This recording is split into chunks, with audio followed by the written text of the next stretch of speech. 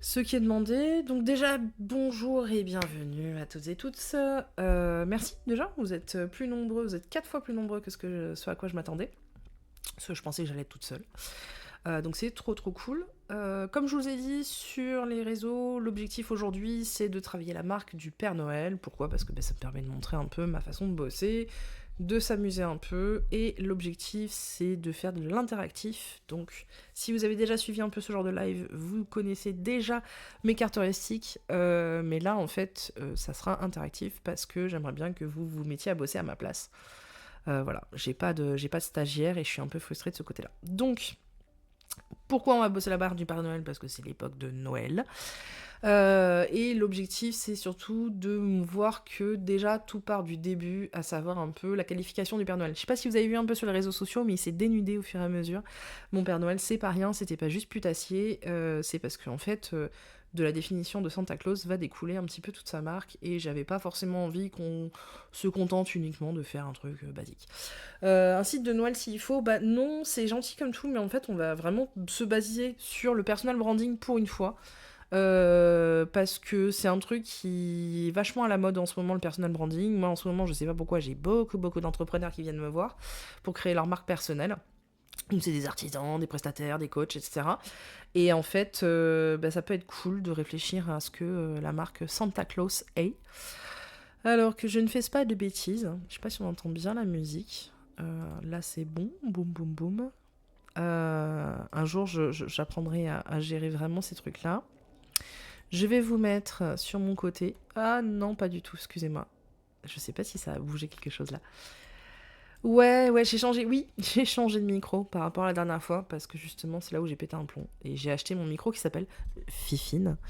Et c'est vrai, hein, il s'appelle vraiment Fifine. Et je le kiffe. Il est trop bien ce micro. Alors, il va falloir que je fasse gaffe à la position de ma photo. Est-ce que je peux la réduire un petit peu ? Ouais, parce que voilà. Alors, ce que vous voyez ici, puisqu'on va rentrer dans le vif du sujet, parce qu'on est là pour 2 heures et j'aimerais que ce soit pas trop plus, parce que sinon ça fait des replays de 100 ans. Ce que vous voyez ici, c'est une matrice typique de ce que je fais en coaching slash en consulting, c'est-à-dire avec le côté un peu chemin, aventure, etc. En même temps, on se refait pas. Mais vous avez déjà sans doute vu un peu ces trucs-là, du style le nuage de concept, parce que on va poser des petites questions autour de ça et on va prendre des notes. Et ensuite, on va aller créer la marque véritablement.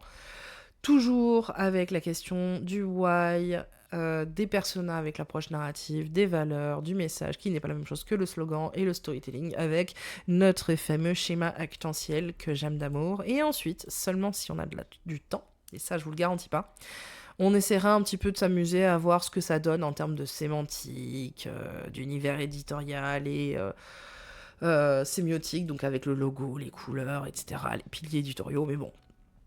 C'est pas dit qu'on puisse faire ça. Pour commencer, j'espère que vous êtes là et que vous avez l'intention de réagir. J'aurais dû me faire un thé. J'ai dit pas à tout le monde qu'il fallait que vous rameniez votre thé et j'ai pas ramené le mien. C'est pas grave, je vais boire un thé froid. Pour commencer, j'aimerais qu'on réfléchisse un peu à ça. C'est pour ça que je les ai mis un peu de côté, mes Pères Noël. J'ai hésité entre celui-là d'ailleurs pour la dernière image. J'aimerais qu'on réfléchisse un peu à l'image du personnage, le Père Noël en lui-même. Déjà, si le Père Noël venait nous voir, parce que nous sommes une équipe, mesdames et messieurs, si le personnage venait nous voir, comment ça se passe ? Qu'est-ce qu'il nous raconte ? Ouais, c'est le Papa Noël de chez les Vikings et de beaucoup de personnes qui aiment ce genre de Papa Noël. Mais effectivement, je crois qu'on voit pas Je fais encore une digression, mais je ne crois qu'on ne voit pas la chatbox. Si, on la voit ? J'espère. Bon, on verra. Donc, je disais, quel est le Père Noël ? Donc, il vient nous voir, etc. Mais du coup, il fait quoi dans sa vie ? Qui est-il ? Est-ce qu'on est sur le Papa Noël qui a sa grosse entreprise, avec une putain d'industrie, des lutins, etc. Est-ce qu'il a une mère Noël ? Ou est-ce que c'est un petit entrepreneur ? Est-ce que son travail, c'est de fabriquer des jouets ? Ou est-ce que son travail, c'est de diffuser la magie de Noël ? Voilà, ça serait bien que déjà, de base, on s'y intéresse. On voit pas l'écran de la chatbox, ça fait suer. Ça fait suer. Il me semblait l'avoir vu une fois. Je la cache, je la remets.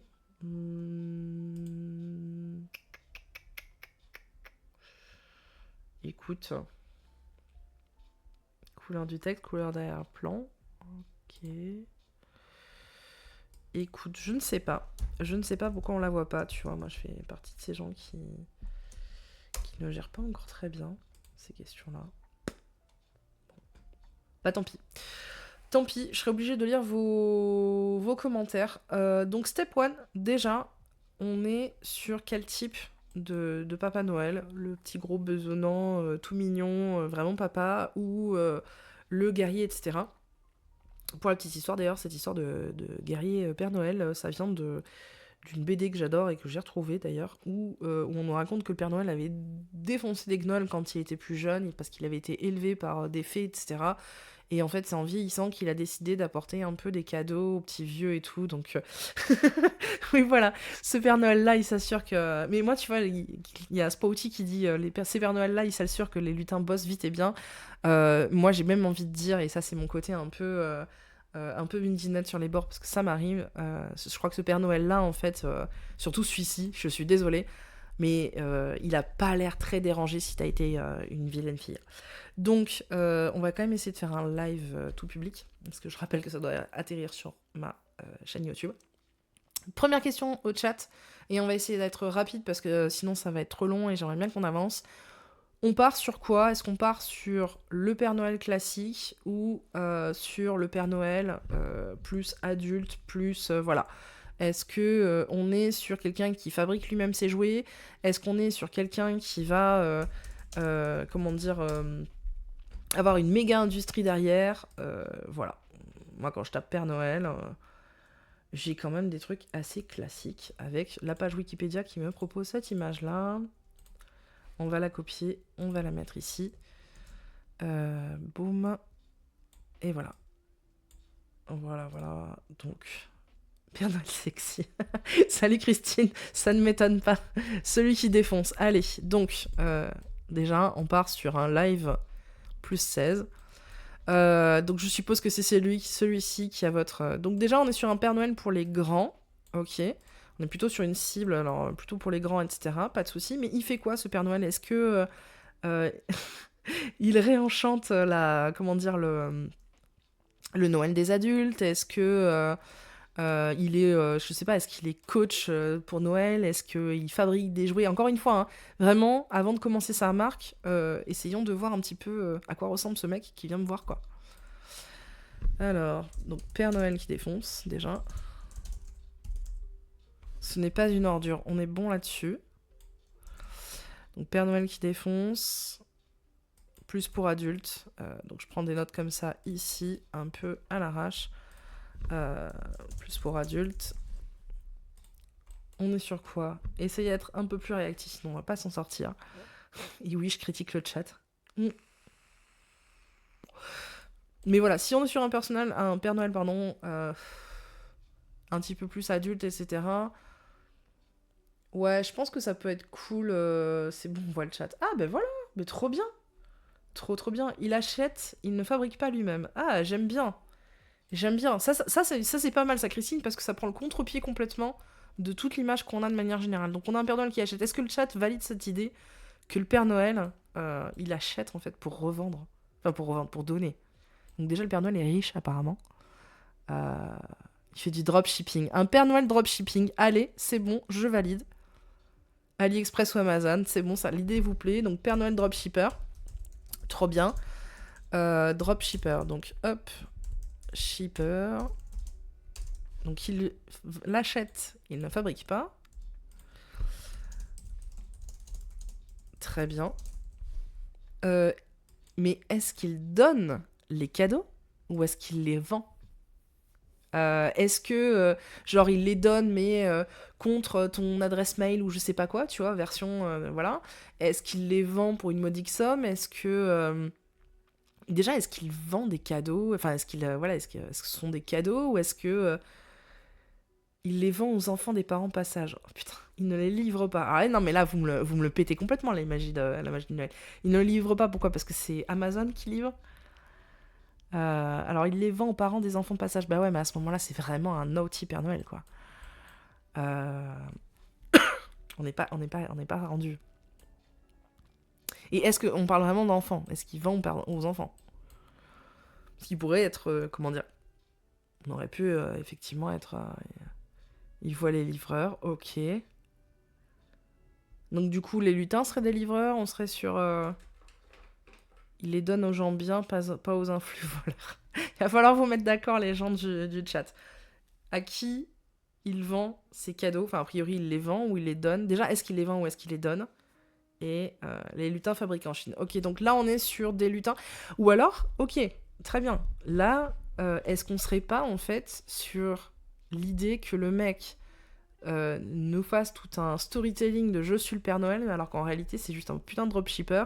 Et il appelle les lutins, en fait, tout simplement les gamins qui bossent dans les usines en Chine, quoi. C'est-à-dire qu'en fait, on serait sur du méta storytelling, c'est-à-dire que le mec, il a déjà fait son storytelling et il nous demande, à nous, de continuer à entuber les gens. Parce que j'aime bien cette idée. J'aime bien salir un peu nos enfances. On part sur ça, sur c'est un menteur. Donc un menteur, on est sur... il a conçu lui-même le storytelling up des lutins qui vendent, qui fabriquent les jouets, a.k.a. les enfants en Chine. Ok, salut Mathieu. Santa Claus Inc. C'est bon ça. Santa Claus Inc. Et bien sûr, comme tous les influenceurs aujourd'hui, en fait, il prend soin de lui, il bouffe du feed, etc. Ce qui explique pourquoi aujourd'hui c'est un DILF, quoi. Aux sociétés de pub, ils vendent les lettres des enfants aux sociétés de pub. Oh non, c'est sale ça. Le mec, il fait de la data revente. Ah, c'est affreux. J'adore. Donc déjà, son business model, donc il donne les jouets, mais son business model en fait repose sur la vente des lettres. C'est affreux. Donc il donne les jouets, mais il revend les lettres. Les lettres des enfants au pubard. Très bien. Donc on est sur... c'est affreux. Donc Santa Claus Inc.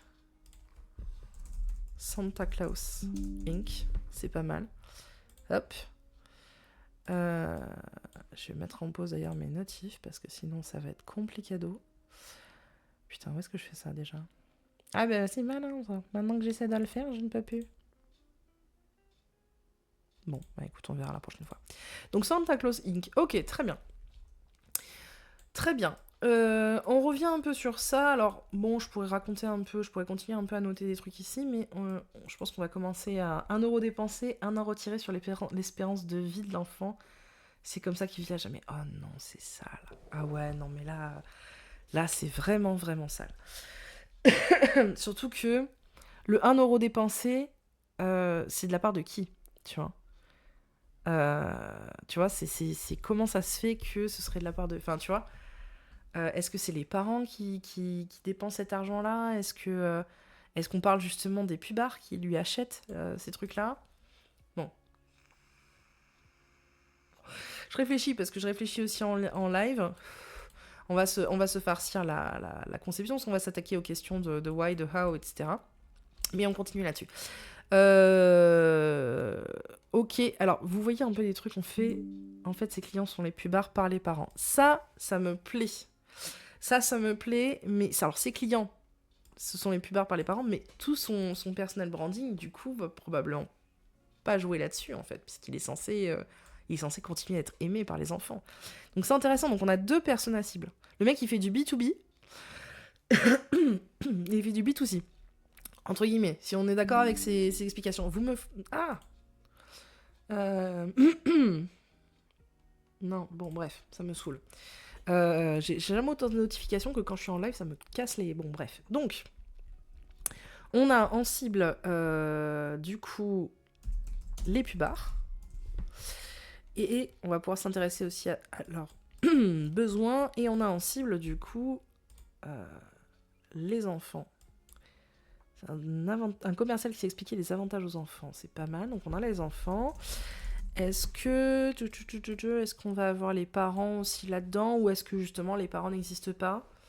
Je pense que oui, on peut se passer des parents pour le coup, parce qu'en fait, on s'en fout un peu, quoi. Je veux dire, les parents, ils voient ça. Je pense que tout le monde est content, un peu. Pourquoi il fait ça?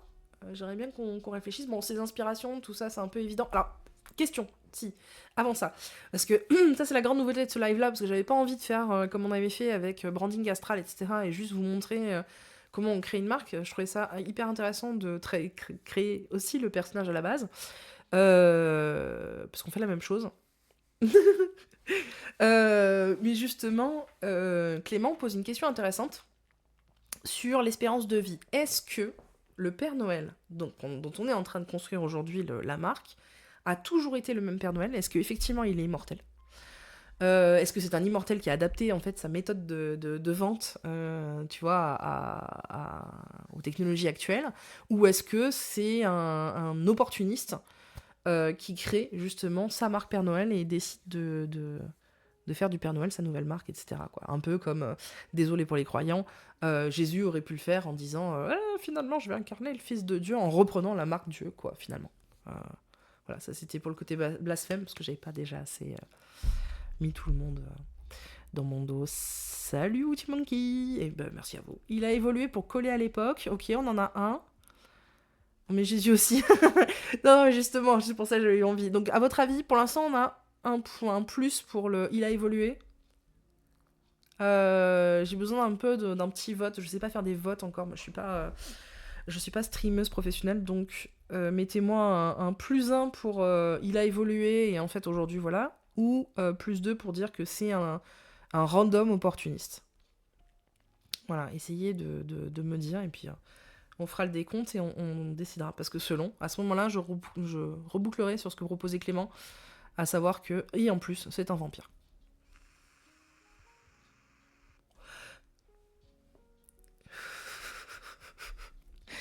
Mon dieu, je sais pas qui est bisounours super méchant, mais il me fout le why.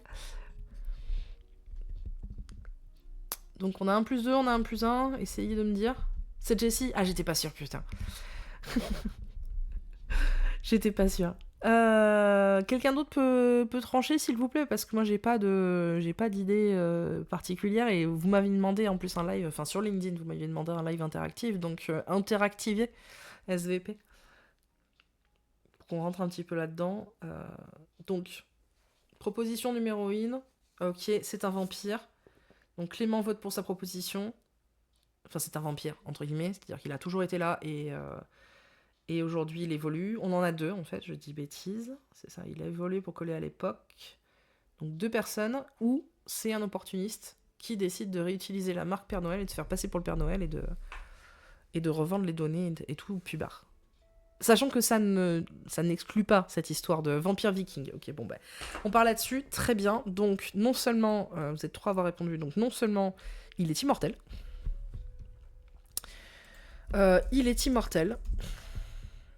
et en plus, il est immortel parce que... alors, il vend... Alors, attends, je reprends le truc que tu avais proposé, Jessie Clément. 1 euro dépensé, 1 euro retiré sur l'espérance de vie de l'enfant. Il boit les sous des parents pour vivre. Alors, il touche pas l'argent des parents parce qu'il donne les cadeaux. Ça, on l'avait statué, qu'il achète d'ailleurs en dropshipping. Mais il les donne parce qu'il est financé derrière par les pubards. Donc ça veut dire que les pubards, chaque fois qu'ils donnent de l'argent, ça vole de l'espérance de vie aux enfants. Est-ce que ça vole de l'espérance de vie à l'enfant dont on a revendu la lettre, ou est-ce que ça vole l'espérance de vie des enfants des pubards? Personnellement, j'ai envie d'un truc vraiment plus malsain que ça, c'est-à-dire, ils volent l'espérance de vie des enfants qui lui écrivent. Ça, c'est cool, on est bien. J'ai perdu un spectateur qui a dû se dire, mais mon dieu, on m'avait promis un petit peu de sérieux et de branding pour cette fin d'année. Mon pote, je suis en train de faire la marque du Père Noël, tu sais.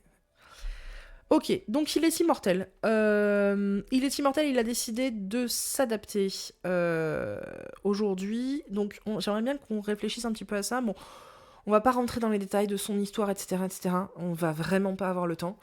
Par contre, ce qui m'intéresse beaucoup, c'est la raison fondamentale pour laquelle il fait ça. Et je pense qu'on a déjà en partie répondu à ça. Pourquoi le mec est le Père Noël? Pourquoi il décide de distribuer des cadeaux, etc. Quel est son intérêt principal? En quoi croit-il, notre Santa Claus?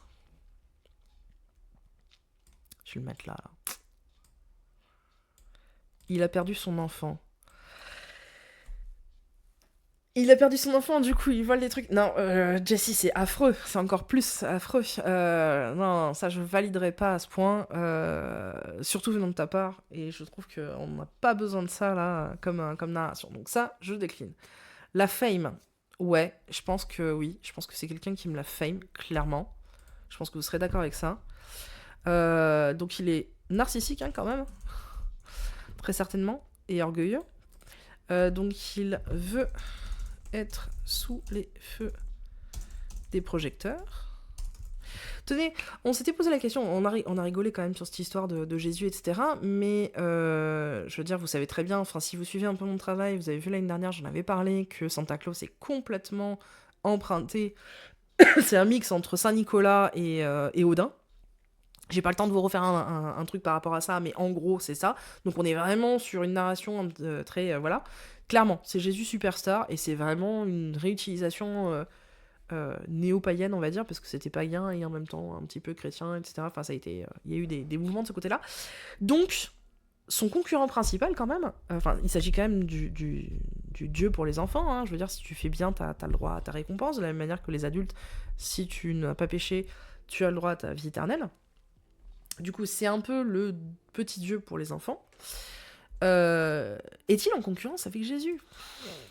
J'ai envie de dire. Avec Jésus et Dieu. J'adore. Je vais me faire striker par... heureusement que j'ai zéro visibilité, parce que sinon je me ferais défoncer. Donc, parmi ces valeurs, il y a le fait de vouloir être sous le feu des projecteurs. Il y a... je pense que le mec, quand même, il sacrifie de la vie, enfin de l'espérance de vie des mômes pour augmenter la sienne, donc je pense qu'on a quand même la peur de la mort. Peur de la mort et recherche d'immortalité. On a vu en plus qu'on était là sur un mec très bodybuildé, très dans le fausse concurrence. Une fausse concurrence, ok. Intéressant. Pourquoi fausse concurrence? Parce qu'ils sont pas sur les mêmes cibles et tout?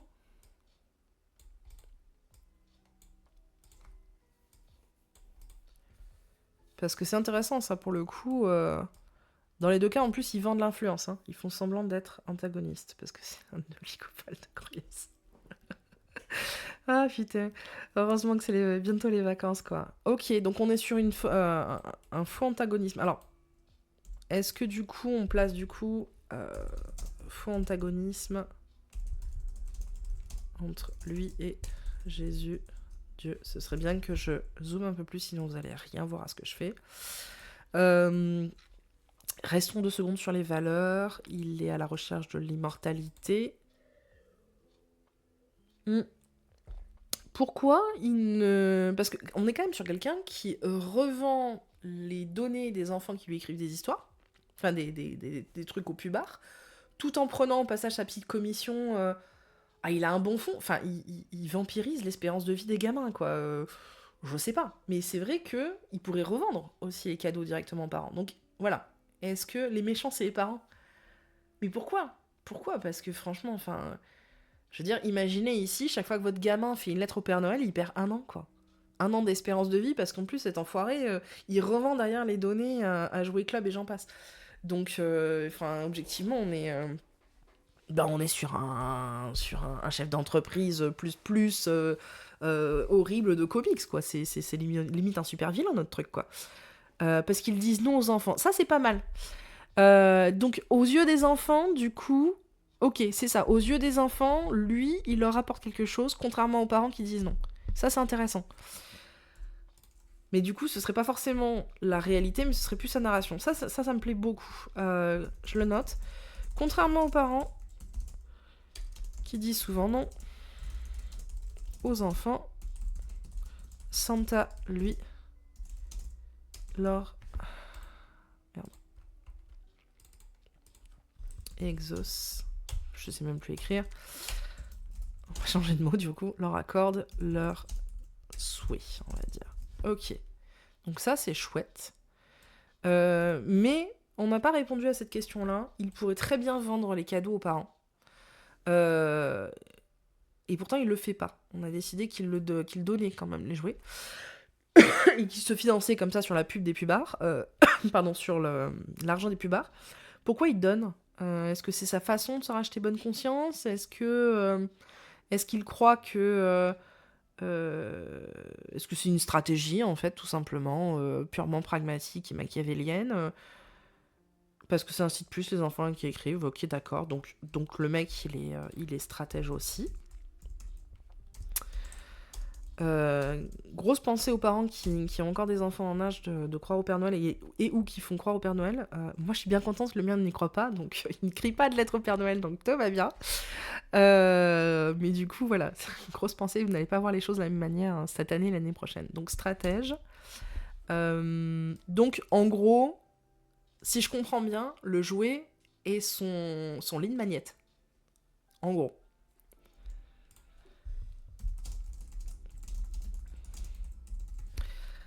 C'est formidable. Non, ça doit être une pub. C'est bon. Hop là. Donc le jouet est le lead magnète, les inspirations, on s'en fiche. Donc il a la peur de la mort et de l'immortalité. Je vais le déplacer dans le Y. Il va être sous le feu des projecteurs, etc. D'accord.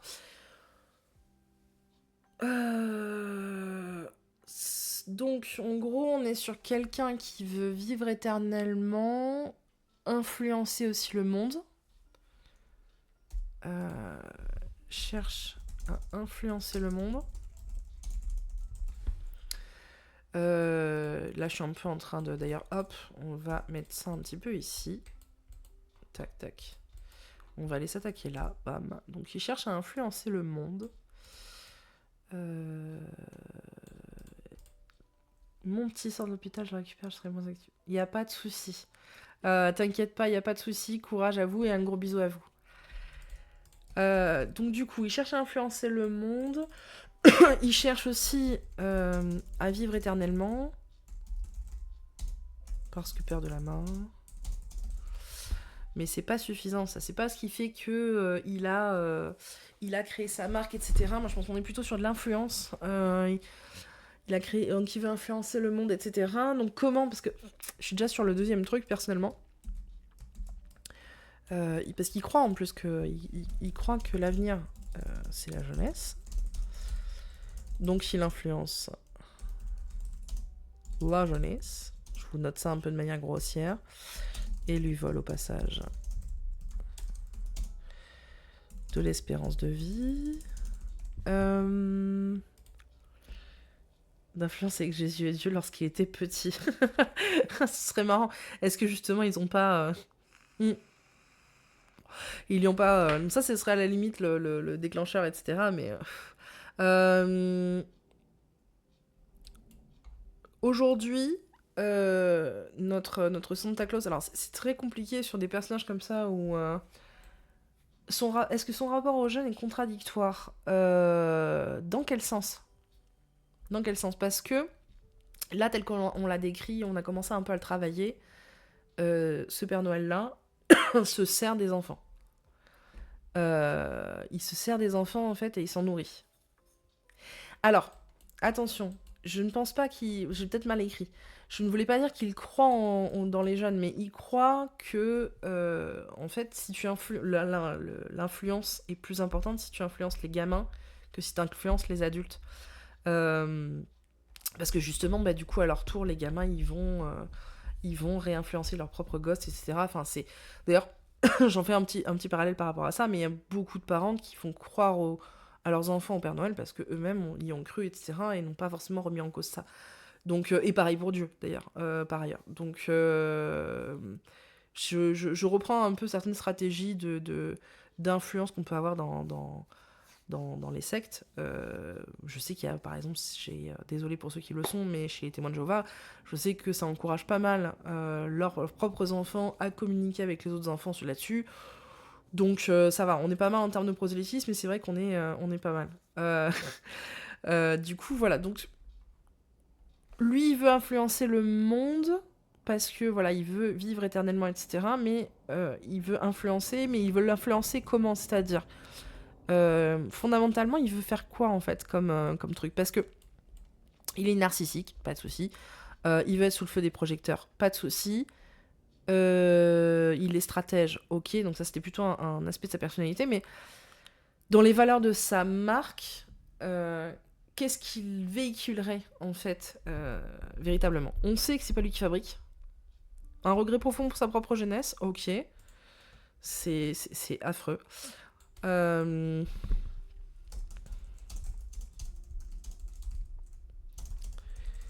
c'est pas mal ça. Ou nostalgie. Est-ce que, du coup, on serait pas sur quelqu'un qui, finalement, voudrait redonner une certaine magie à l'enfance des gens, lui qui n'en aurait pas eu, peut-être qu'il n'a jamais été enfant lui-même, et que peut-être en réalité, au lieu de vouloir uniquement voler la vie des enfants pour son immortalité, il essaierait de voler la vie des enfants pour retrouver sa propre innocence, et que la conséquence c'est qu'il est immortel. En fait, c'est peut-être un voleur d'innocence parce que lui-même n'en a pas eu. Ça peut être intéressant, et du coup, on serait sur quelqu'un qui, tu vois... Hop, je vais le noter avant d'oublier.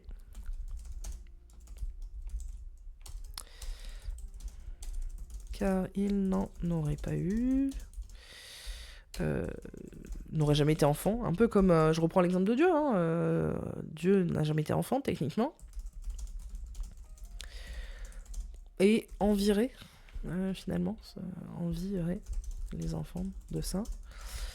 Tout en ayant envie qu'ils aient une enfance magique.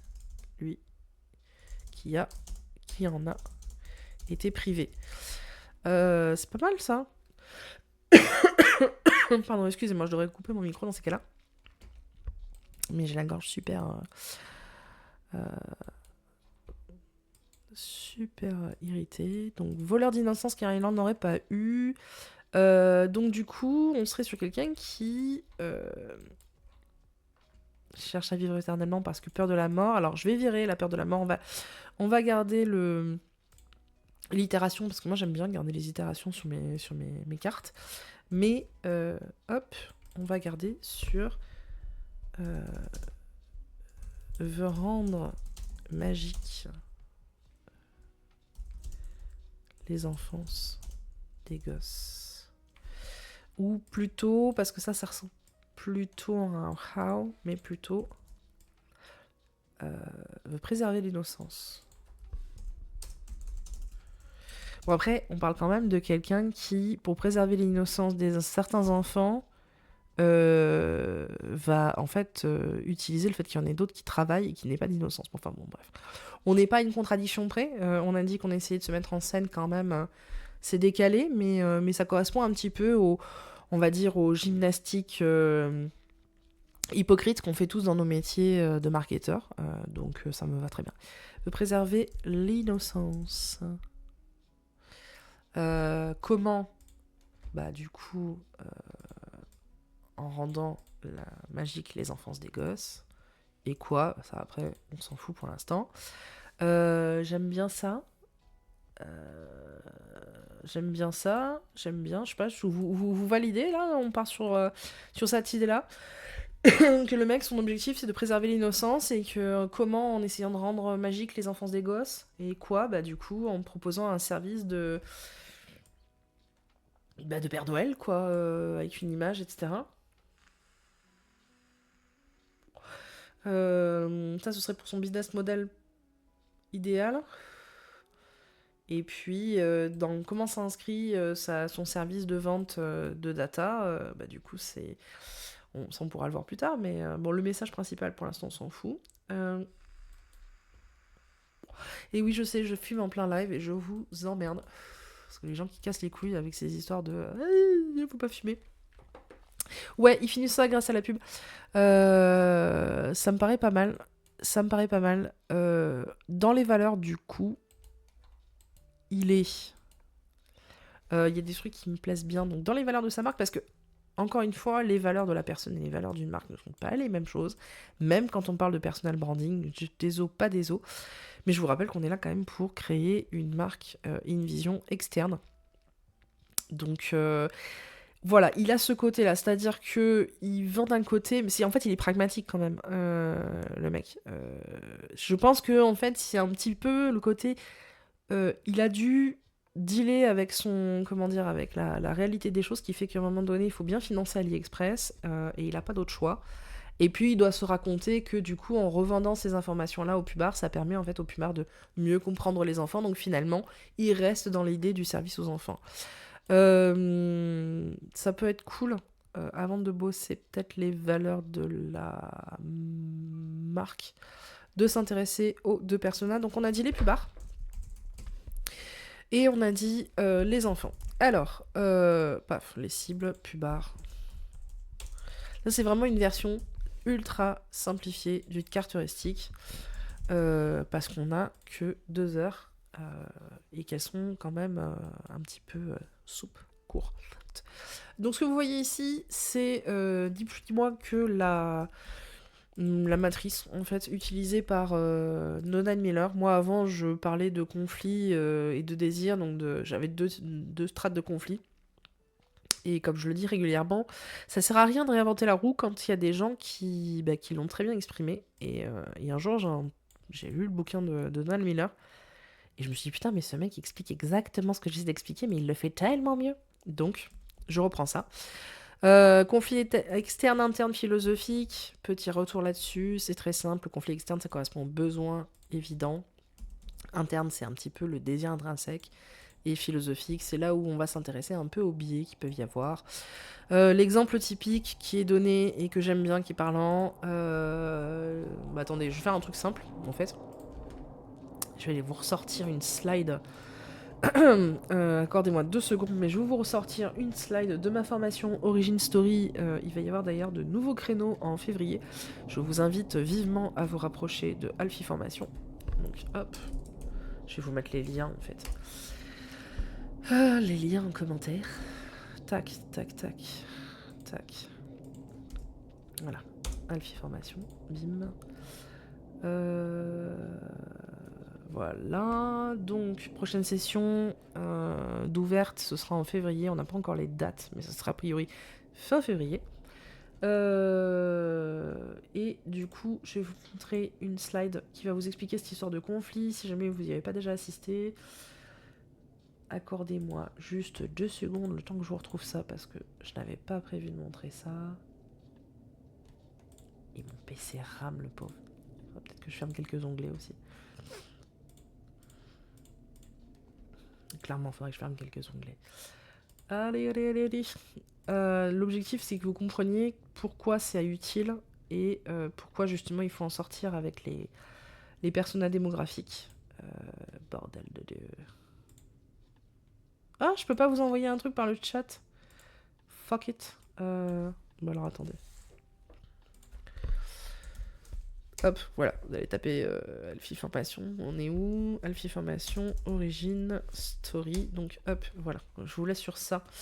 Le temps que Canva se décide enfin à me montrer mon truc parce que ça me broute. Bah, je vais le chercher sur mon truc. Hop, hop, hop, hop. Formation. Alors, je veux pas l'extrait slide, je voudrais... je l'ai jamais téléchargé, c'est intelligent ça.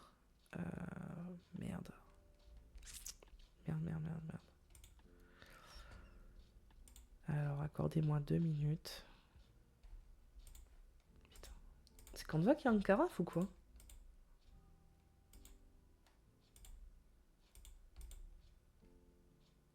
Merde, qu'est-ce qui se passe?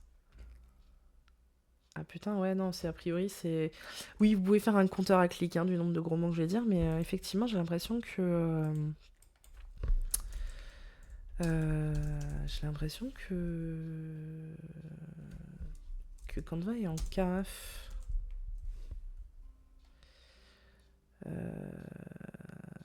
Site rencontre, non, j'aurais pas ça. Persona, est-ce que j'ai un truc? Ouais, donc non. J'ai que ça, tant pis, c'est pas grave, je vais devoir le faire à voix haute. Vous allez vous débrouiller avec ça. Canva, apparemment, je sais pas. Canva a l'air d'être en carafe, donc tant pis. Donc ouais, ce qu'on vous montre souvent, c'est les personas comme ça, un peu démographiques. Et pour ça, cette image-là, elle est pas de moi. Elle circule pas mal chez les marketeurs et je l'aime bien. Qui montre que si on s'intéresse en fait aux caractéristiques démographiques, bah en fait, on n'a aucune définition de persona véritablement, alors que si on s'intéresse en fait à la notion de conflit externe, interne et philosophique, c'est un peu plus défini. C'est-à-dire que le conflit externe, donc comme je vous ai dit, c'est le besoin exprimé. Le conflit interne, c'est celui qui est un peu tu, c'est un peu le désir sous-jacent. Et puis philosophique, c'est parfois les problèmes qu'il peut y avoir en termes de... Putain, je vous jure, ça y est, Canva est en train de récupérer les trucs, mais waouh, leur CSS était tombé, quoi. Donc ça peut être aussi les espèces de biais qu'on peut avoir dans ce qu'on a. Hop, je vous montre directement avec le fameux exercice.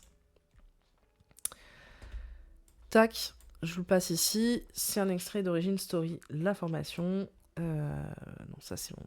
Miro, on s'en fout. Voilà. Vous avez deux personnages, y en a un qui veut faire des expressos chez lui, qu'il aime se démarquer des autres, il aime afficher sa réussite, le café pour lui source de performance, et il se considère comme une personne raffinée. Une meuf qui veut faire des expressos chez elle, tiens, j'ai oublié un C. Donc là-dessus, ça c'est le conflit externe, donc c'est le besoin, les deux ont besoin de faire des expressos, mais contrairement à un conflit interne, se démarquer, afficher sa réussite, source de performance, etc., elle veut exprimer sa personnalité, vivre dans un environnement inspirant, le café pour elle est source de bien-être. Et sur le plan philosophique, bah, lui, il se considère comme une personne raffinée et il a envie que sa cafetière reflète ça. Elle se considère comme une personne tendance et elle a envie que sa cafetière reflète ça. Et du coup, on a deux personas, on a deux types de marques différentes, pourtant on a le même produit. C'est pour ça que vraiment définir les personas avec l'approche narrative permet de mieux comprendre ces produits aussi et de mieux comprendre comment on va vendre ces produits. Parce que du coup, ce ne sont pas les mêmes expériences. Nespresso vend une expérience de raffinement, etc., etc. Alors que Senseo vend une expérience de bien-être. Et ça se ressent dans le logo, ça se ressent dans la communication, ça se ressent dans les sites web, etc., etc. Donc, je reviens là-dessus. On va s'intéresser à nos personas pubards et enfants. On va commencer par les pubards.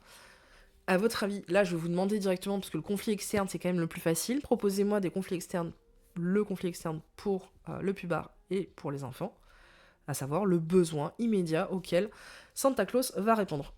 Donc, je rappelle que Santa Claus vend les données des enfants au pubard et il donne derrière des jouets aux enfants qu'il a achetés sur AliExpress. Je vous laisse quelques secondes parce que malheureusement on peut pas obtenir des informations sur sa cible. Je suis tout à fait d'accord. Il y a Christine qui suit et c'est très bien. Donc j'ai besoin d'avoir des infos sur ma cible commerciale.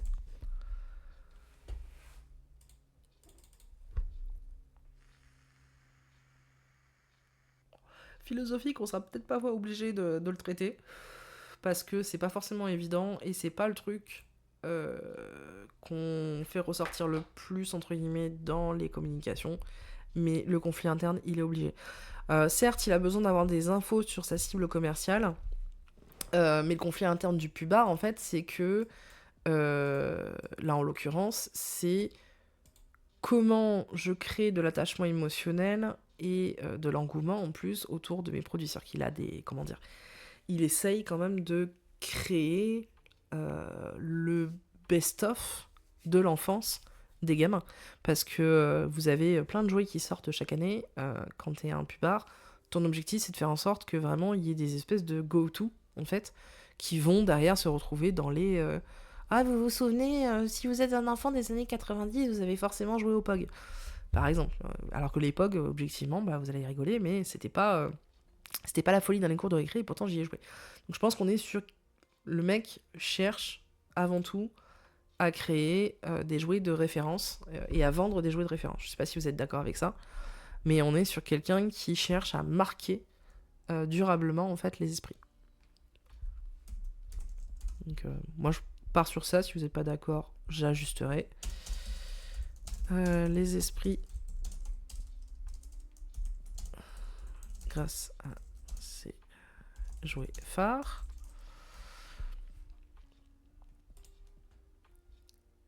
Bah écoute, oui, je pense qu'il y en a qui bossent à côté ou qui écoutent juste de loin ou qui sont là aussi pour faire 6 spectateurs, et on en est plus que la dernière fois, donc c'est quand même très cool. Les enfants, je pense que le besoin externe, il est assez simple. Je voudrais le jouet de mes rêves. Il y a ça. Et la question un peu interne, qui est un peu tricky, est-ce que l'enfant souhaite que son souhait se réalise, donc avec l'aspect magie, etc., a besoin de croire en la magie, ou est-ce qu'il veut simplement, avoir le plus beau cadeau que tout le monde, voilà. Alors là, tu vois, trouver une personne de référence et de confiance, ça c'est hyper intéressant, Christine. Je le fous carrément dans philosophique. Parce que du coup, effectivement, tu as tout à fait raison, ça fait du Père Noël quelqu'un qui répond à ses besoins. Vraiment, et on est sur... voilà. Je recherche une figure parentale de référence et de confiance. Fiable. Je sais, je me répète, mais j'aime bien le mot fiable. Donc ouais, là-dessus, je suis complètement d'accord.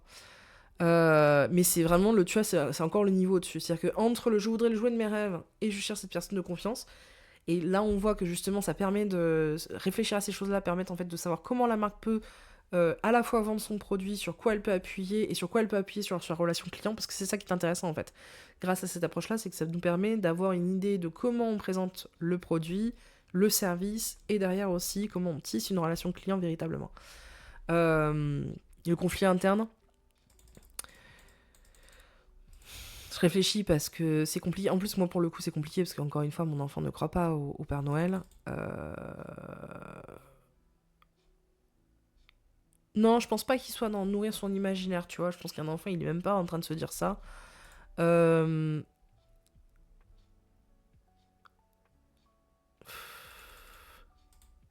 Je voudrais jouer de mes rêves. Euh, Après, tu vois, j'ai envie de croire que là... En fait, je me demande si les enfants, s'ils croient pas au Père Noël, c'est aussi parce qu'ils ont aussi envie de croire en la magie. Euh... D'ailleurs, c'est assez intéressant de voir les gamins qui ont compris cette histoire de Père Noël et qui regardent un peu les adultes en mode oui, oui, je vais te faire plaisir, et le Père Noël et tout. Oui. Tu vois, il y a un petit peu un côté comme ça d'espèce de statu quo auquel tout le monde essaie d'adhérer pour préserver la magie de Noël. Euh, je me demande s'il n'y a pas cette envie de croire que la magie existe. Le pubard, son conflit philosophique, là, dans les médias, j'ai pas envie de m'y attaquer. Parce qu'on a déjà perdu 1 heure, enfin perdu entre guillemets, 1 heure.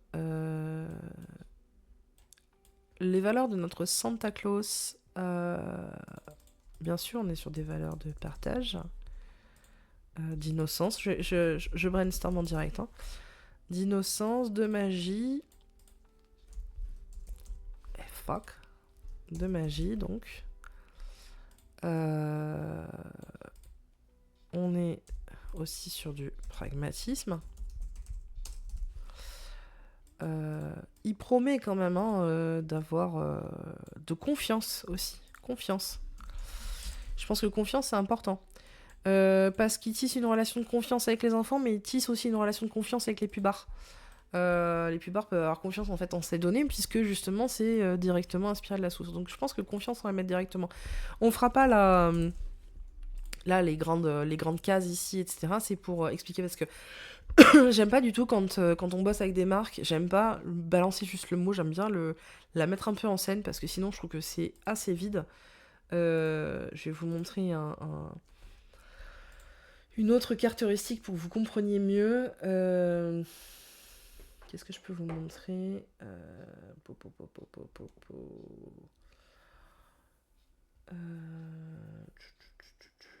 Je vais rester sur celle-ci. Je vais rester sur celle-ci parce que c'est un des clients qui m'autorise à montrer le plus de trucs. Voilà. Tac. Je vous la mets ici. Hop. Vous voyez que c'est quand même autre chose, c'est beaucoup plus rempli parce qu'on fait des... Déjà, les gens, ils viennent, ils ont déjà en tête leur business, et puis on fait des ateliers, on fait pas mal de questions. Et là, on a des itérations, mais voilà, j'aime bien expliquer précisément ce que veut dire ce terme avant d'en générer un manifeste. Parce que je trouve que c'est un peu vite, sinon... Par exemple, fiabilité, tu vois, t'as envie de dire, bah, j'espère bien que t'es fiable et que tu ne vas pas me vendre de la merde, donc voilà. Donc la confiance me semble hyper importante dans les valeurs du Père Noël.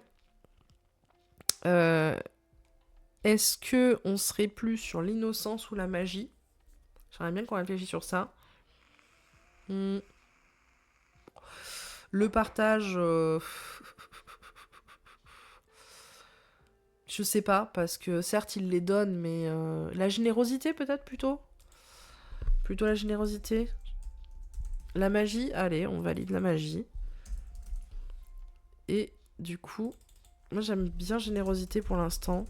Je vais rester sur un triptyque de valeurs parce que, encore une fois, je me dis que ça peut être vachement cool de bosser beaucoup plus sur les autres trucs.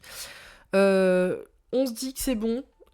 Confiance, magie, générosité. Donc on a Santa Claus qui veut préserver l'innocence en rendant magique l'enfance des enfants. Qu'est-ce qu'il propose du coup? Une relation de confiance entre les créateurs de jouets et les enfants. Ça, c'est la version un peu, on va dire, sexy de ce qu'il fait, puisque au final, de toute façon, il fait de la revente de données. Hop. De l'achat en dropshipping. Hop. Donc quelque part, il upcycle des jouets pourris. Et tout ça, de toute façon, tout en vampirisant l'espérance de vie de ses ouailles et en faisant travailler et en nourrissant l'exploitation. Nourrissant, ça prend 2 R. L'exploitation infantile. Pas mal. On est bien là, on est sur un personnage qui fait envie. Mais ceci étant la conséquence. Ce qui petit parallèle, je me permets, mais c'est intéressant parce que on est sur quelqu'un qui a une idée un petit peu mignonne à la base, mais qui, même s'il veut préserver en fait l'innocence des enfants, bah, c'est pas celle de tous les enfants, puisqu'il faut bien qu'il y ait des gamins qui travaillent sur ça. Et au final, c'est assez polluant, son truc, c'est assez toxique, puisque pour se nourrir lui-même, il est en train d'appauvrir les autres. Je trouve qu'on est là quand même sur un équilibre qui ressemble à peu près à toutes les marques. Et j'ai en tête typiquement Patagonia, qui est la marque phare Bobo écolo. J'aime pas trop utiliser l'expression Bobo, mais là je vais l'utiliser. Parce que vraiment, ils en font des tonnes sur ça. J'avais fait un article là-dessus sur camillegelet.com, d'ailleurs, vous pouvez le retrouver. Mais où les scandales Patagonia, il y en a quelques-uns en plus, et ils sont pas piqués des hannetons, sont passés complètement à la trappe parce que Patagonia a une communication ultra carrée. À chaque fois, ils sont cités comme étant un exemple de marque engagée, green, etc. Alors que, spoiler alerte, ils font fabriquer leurs produits dans les mêmes usines pourries que Decathlon, que celle de Decathlon. Donc en fait, ce sont les mêmes personnes dans les mêmes conditions de travail, avec les mêmes compétences, qui fabriquent à peu près les mêmes produits, sauf que comme c'est pas le même marketing ni le même prix au final, les gens sont persuadés que c'est plus vertueux. Voilà, donc entre ça et leur espèce d'association pour la planète qui ressemble plus en réalité à de l'optimisation fiscale, on est pas mal. Donc je trouve que notre Père Noël, là, objectivement, est plutôt réaliste. Voilà. Donc, hop, je vais faire un petit truc sur la typologie Peut-être que vous connaissez... Est-ce que tu fais le Père Noël en green? C'est une bonne question. On n'a pas encore travaillé ça. On s'est pas encore posé la question de ce que ça va être. C'est pour ça que là, j'essaie d'accélérer un tout petit peu pour qu'on se pose la question de son identité visuelle. Parce que je veux vraiment essayer de tenir que 2 heures. Là, je voudrais qu'on réfléchisse à la typologie, donc au brand archétype de notre Père Noël. Encore une fois, il ne s'agit pas du brand archétype classique. Hop, je vais pas me faire chier la bite, comme on dit. Vous pouvez faire le quiz d'ailleurs si vous l'avez jamais fait ici. D'ailleurs, est-ce que j'y ai accès directement? Voilà. Je reviens sur les 12 archétypes classiques qui ont été inventés par Jung et qui ont été largement réécrites derrière par Margaret Mark et Carol Pearson. Alors moi je parle justement de John Truby dans Anatomie du scénario parce que j'avais redécouvert ces archétypes chez le travail de Truby, mais en fait j'ai découvert plus tard que c'était ces 2 personnes qui s'en étaient occupées, à savoir le rebelle, le hors-la-loi, le créatif, le blablabla. Ah, vous n'avez plus le son? Comment ça, plus de son non plus? Attends, comment ça Christine, t'as plus de son normalement, c'est bon?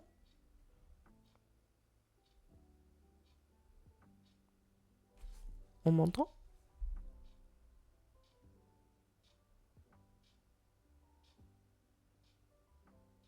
Ah bon, ça va, vous me rassurez. Bah Christine, il faut que tu remettes les haut-parleurs. Mm. D'ailleurs, c'est marrant, on n'entend pas bien la petite musique. C'est un peu dommage, je vous l'ai mis un peu plus forte. Voilà. Bon bah écoute, il y a dû avoir un petit souci. Hop, voilà. Tac. Donc les 12 archétypes, vous les connaissez, vous les voyez tout le temps dans toutes les histoires, etc. Et puis moi, j'avais simplifié ça. Directement dans le fameux guerrier mage voleur prêtre qu'on retrouve dans tous les jeux vidéo, les jeux de rôle, etc. Et je les avais éclatés. Dans guerrier, on avait les 2 sous-classes, barbare paladin, mage, archimage, alchimiste, roublard chez le voleur, le roublard et le barde, et chez le prêtre, l'oracle et le druide. Je vous fais une présentation très rapide. Le barbare, c'est toutes les marques qui vont être dans la conquête, etc. Vous le voyez, donc on est sur la domination, c'est la narration d'Airbus, Pepsi, Burger King.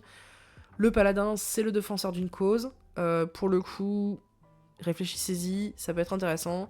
On est peut-être sur un paladin, en l'occurrence, donc parce qu'il pourrait lutter effectivement contre un idéal et lutter contre un système, tout en faisant partie du système. Mais par exemple, c'est typiquement le cas de Patagonia. L'archimage, donc là, c'est vraiment tout ce qui est transmission d'informations, etc. Là où l'alchimiste va être plutôt dans la transformation. Donc encore une fois, c'est des marques qui sont vachement dans la disruption. Tesla et Nestlé le sont. Pourquoi Nestlé est une marque disruptive? Parce que justement, ils ont apporté notamment le lait en poudre, ce genre de trucs et tout. Ensuite, vous avez les marques Roublard que vous connaissez bien, parce qu'en général, c'est celles qui font le plus de bruit en termes de communication. Souvent, les marques Roublard ont une communication de Roublard, alors que des fois, tu peux avoir un ADN, et derrière avoir une communication un peu différente.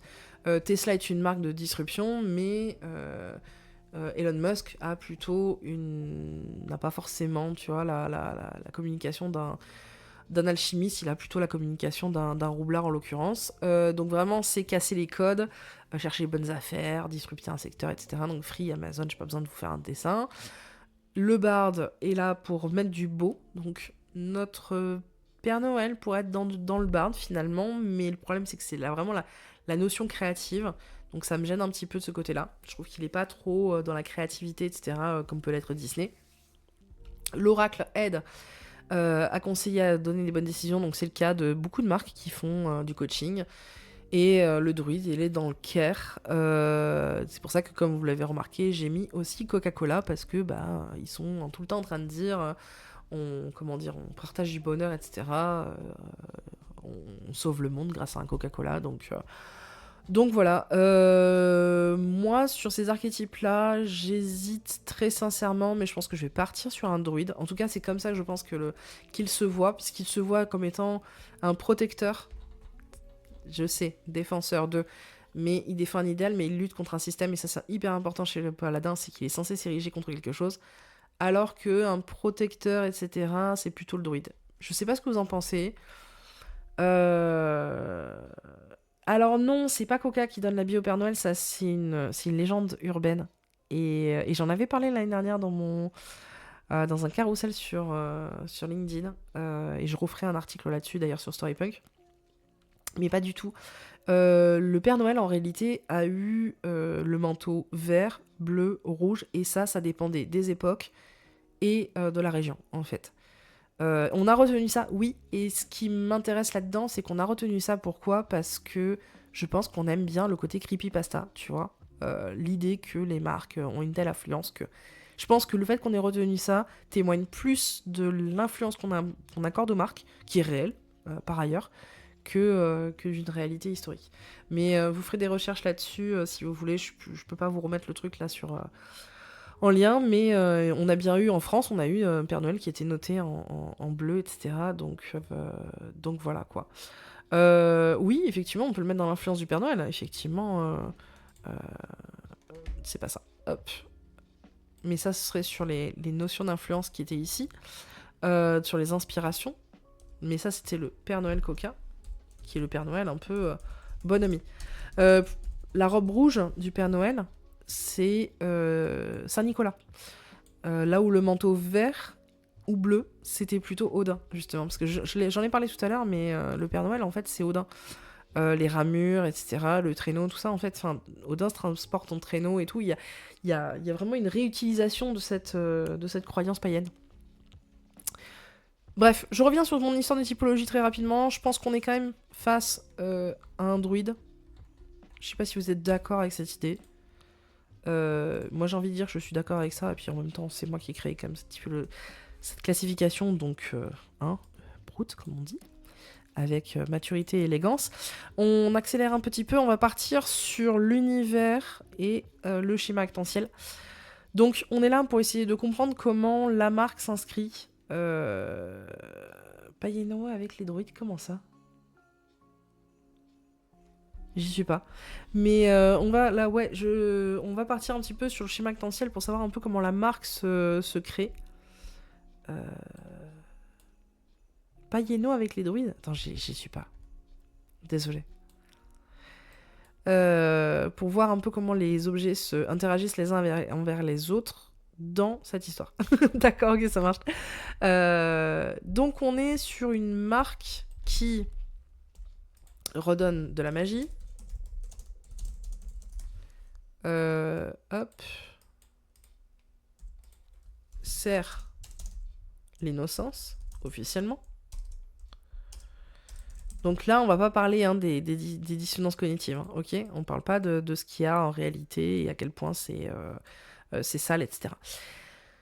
Je n'ai pas encore mis l'ennemi, c'est normal. Parce que je le mets pas toujours, ça va dépendre à quel point on a envie. Mais là, on va le faire. J'aime bien. Et on va commencer par le conflit principal.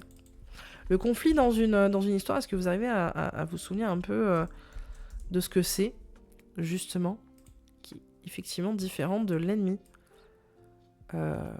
sort of. Est-ce que ça vous parle ou pas ?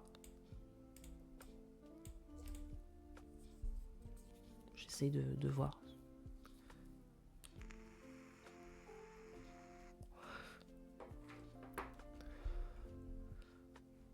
Déconnecté. Ah, ben je me disais, d'un coup, c'était très... Ouais, je demandais un petit peu par rapport au conflit, etc., la différence un peu entre le conflit et l'ennemi. Est-ce que vous vous souveniez de ce que c'était que le conflit dans une histoire ? Pour essayer de faire un peu simple, le conflit, c'est ce qui va faire que tout va se mettre en mouvement. C'est ce qu'on cherche à réparer, à assouvir, à transformer, etc., en fait. Je prends un exemple, alors là je vais pas vous le montrer, mais je prends un exemple d'une marque sur laquelle je suis en train de bosser pour une agence. On a une différence entre les ennemis et le conflit. Alors attendez, j'ouvre ma petite carte miro sur le côté. Le conflit est plutôt la question, voilà, la difficulté à assurer des bons moments pour ses collaborateurs en entreprise. Là où les budgets, l'ennemi, ce sera plutôt le manque de temps, les budgets, etc., qui sont serrés, etc. Donc en fait, le conflit, c'est vraiment le truc qu'on essaie de réparer, là où l'ennemi, ce seront les freins, les obstacles, véritablement, et identifiés par rapport à la résolution de ce problème-là. Le Père Noël contre les Disney Princess. Alors ce serait fun, mais on va pas rentrer là-dedans. Là, je pense qu'on va... Le conflit qu'on a tel qu'on l'a un peu identifié, alors, je vais pas vous faire la version finale, hein, parce qu'on n'aura pas le temps. Mais il y a la perte de l'innocence, le monde réel. Alors pourquoi je dis le monde réel? Parce que, voilà, le monde pourri, tout à fait. Parce que justement, il manque de magie, etc. On a... Alors le monde réel est plutôt du coup un ennemi.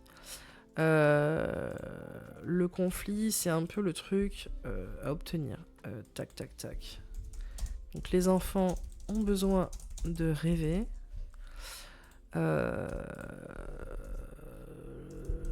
L'innocence des enfants est sacrée. On a un peu ça aussi. Le monde a fait disparaître...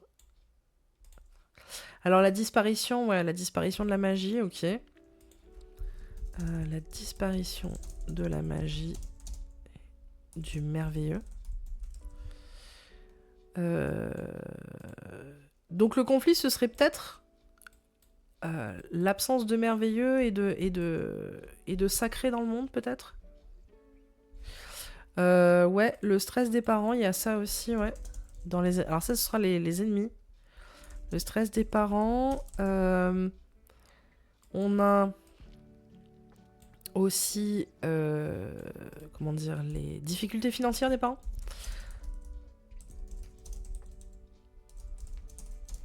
Genre, tu peux pas avoir tout ce que tu veux.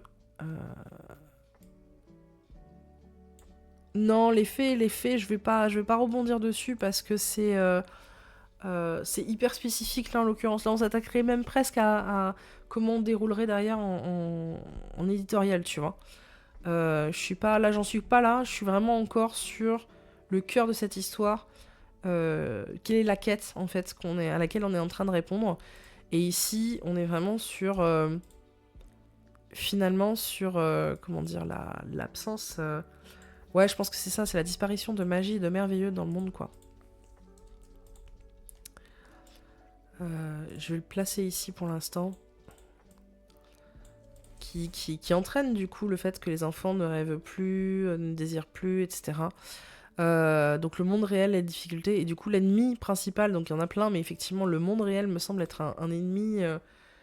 du coup, non, pour toi, aucun ChatGPT n'a été utilisé dans ce live. Et ben, je voulais vous montrer un peu aussi quelle utilisation je pouvais avoir, mais je pourrais pas.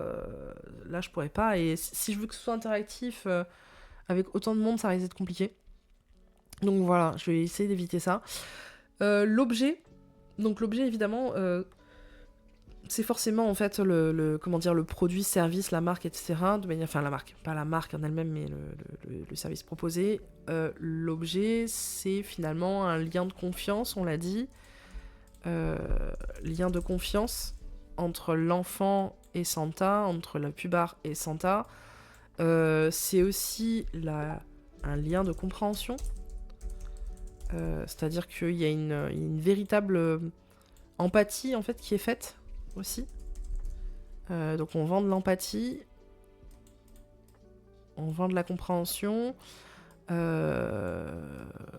vend du désir satisfait.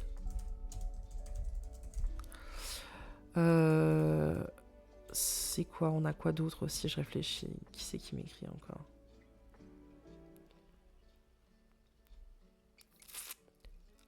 Ah, quelqu'un qui me demande un lien en cours. Je ne sais pas du tout comment on fait. Attendez. Boum. Non, je crois pas qu'on ait besoin de s'inscrire en plus sur Twitch. Hop. Besoin d'inscription, me demande quelqu'un. Hop. Je crois pas qu'on ait besoin de s'inscrire sur Twitch pour assister à un truc. Disons que je reviens sur le chat, il y a personne là qui réfléchit. Donc on est sur lien de confiance, désir satisfait, lien de compréhension, empathie.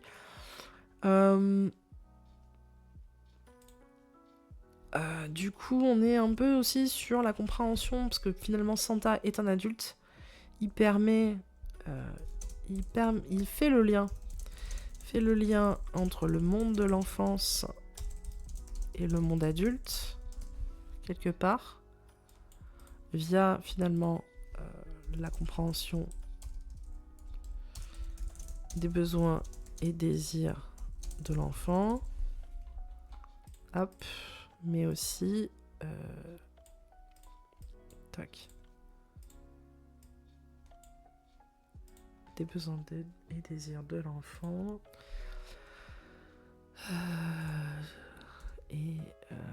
C'est dans le... Ouais, c'est ça en fait. Donc il apporte de la lien de confiance, désir satisfait, empathie. Finalement, c'est une confiance renouvelée dans la croyance au merveilleux. Allez, on va dire ça comme ça. Et je ne sais toujours plus écrire, c'est une catastrophe. Donc on est sur ça, en fait. Hop, on remet un peu de lien merveilleux là-dedans. Les clients, de manière générale, sont des gens dans cet univers-là qui ont besoin d'une solution magique, en fait. Des personnes, enfants ou pubards, ayant des besoins, des besoins de fiabilité, confiance et satisfaction.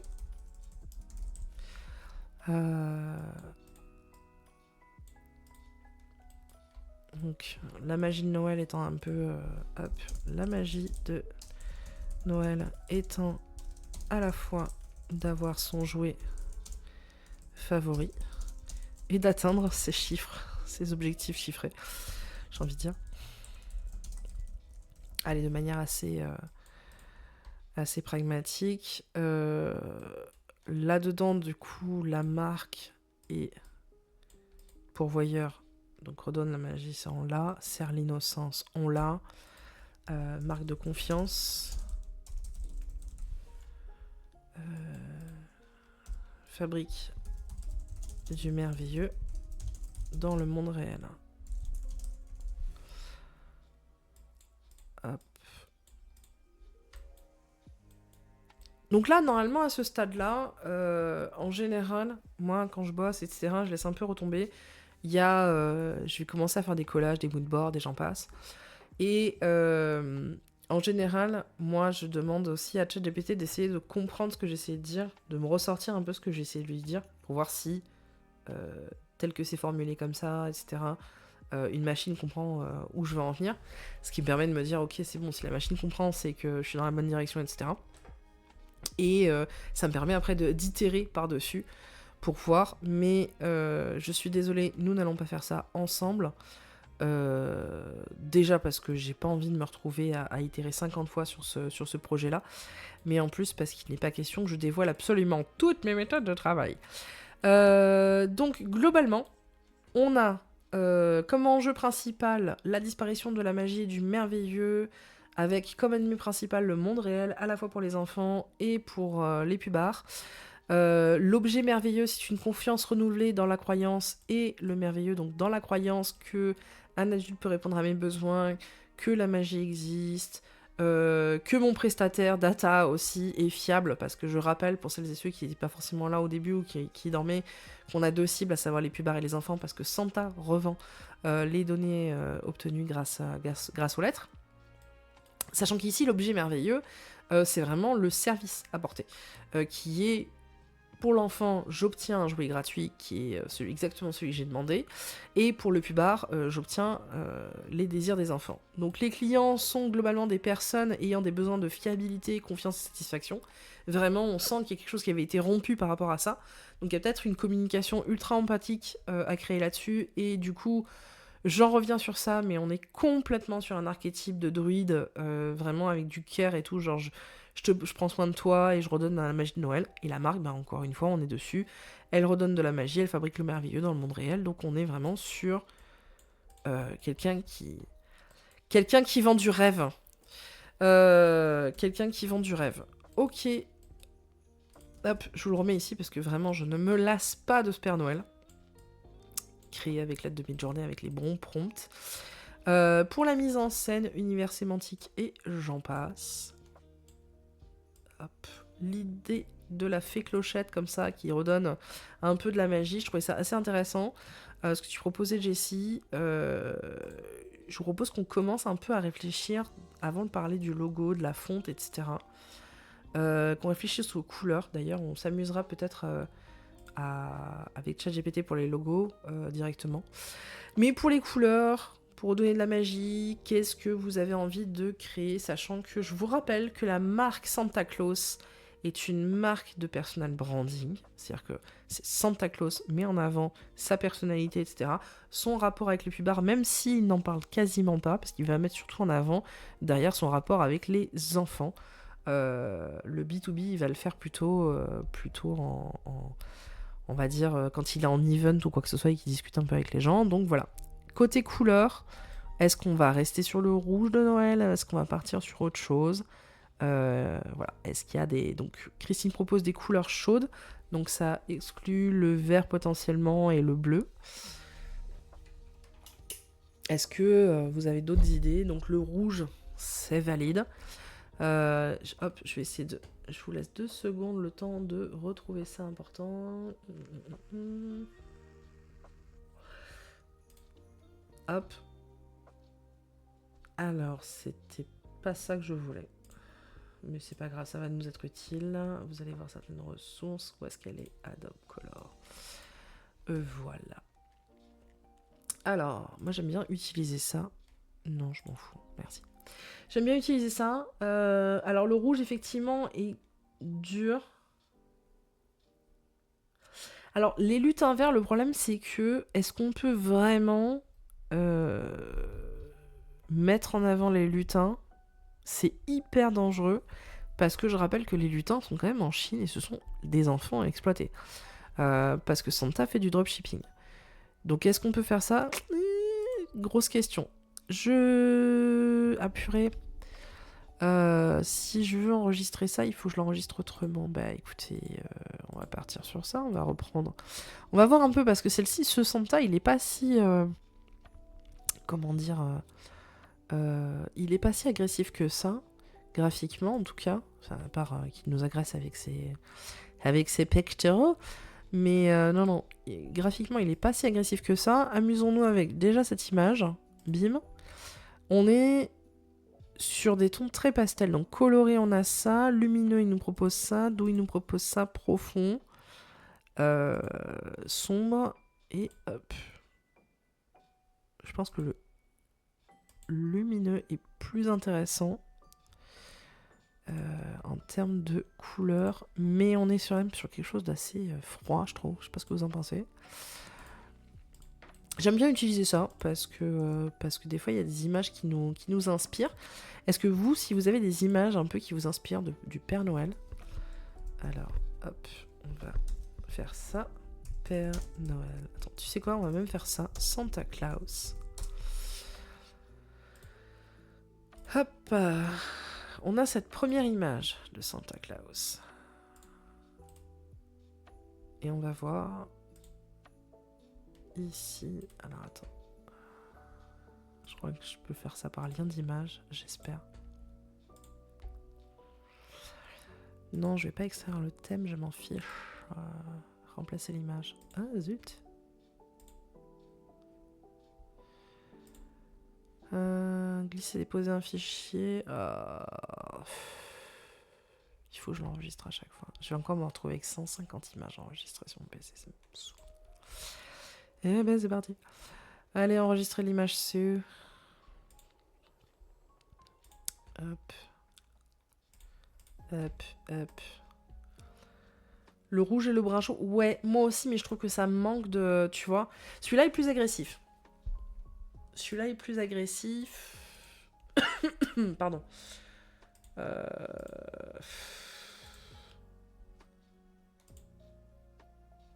Au final, d'ailleurs, la première proposition était la moins pire. Celui-là était plus agressif, mais je trouve que ça... Il y a un truc qui manque là-dedans. Bim, bim, bim. Alors, je vais les mettre ici. Je vais ressortir la BD Santa. Elle est... Alors, pas du tout. J'ai dit BD Santa, pas Bad Santa. Ok. Ok. BD... Non, c'est Klaus, le nom de la BD, je crois. Putain.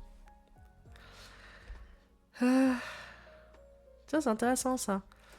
Klaus, un Père Noël pas comme les autres. Alors oui, mais je pensais pas à celle-ci. Je pensais pas à celle-ci. Oui, c'est ça, il manque de lumière et de sparkles. Je suis d'accord, parce que s'il réenchante, il faut qu'il y ait de la... Il faut qu'il y ait de la magie. S'il réenchante, il faut qu'il y ait de la magie. Magie féerique, on va dire. Magie... Ah, bon Dieu, bon Dieu, bon Dieu. C'est hyper intéressant, ça n'empêche sur la façon dont nous classons tout, comme ça. Magie Disney, même, j'ai envie de dire.